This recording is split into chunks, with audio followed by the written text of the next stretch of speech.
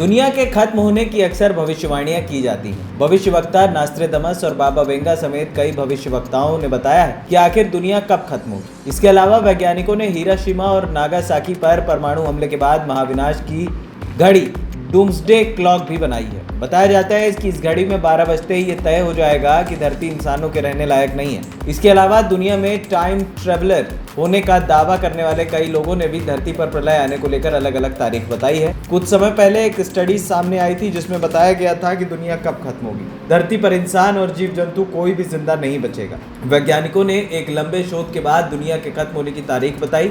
सबसे हैरानी वाली बात यह है कि ये पेड़ पौधे भी नष्ट हो जाएंगे। धरती पर हर तरफ सिर्फ तबाही नजर आएगी। आखिर जानते हैं इस खास रिपोर्ट में आइए कि आखिर धरती पर प्रलय कब आएगा। दरअसल मीडिया रिपोर्ट्स की माने तो वैज्ञानिकों ने बताया है कि प्रलय आने में अभी काफी लंबा वक्त है।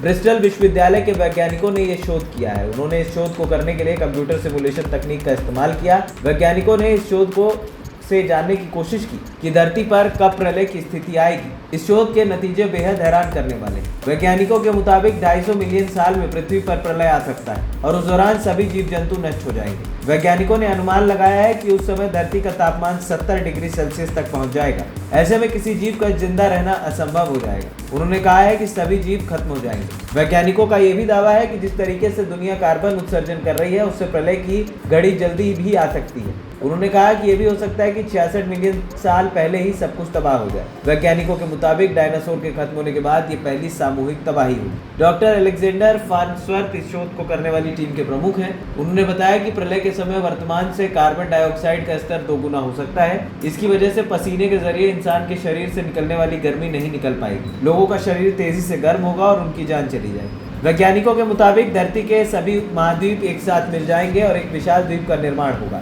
धरती डोनट का आकार ले लेगी और बीच में महासागर होगा।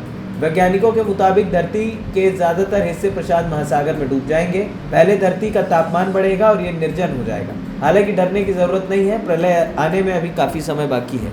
ANP टाइम्स की रिपोर्ट।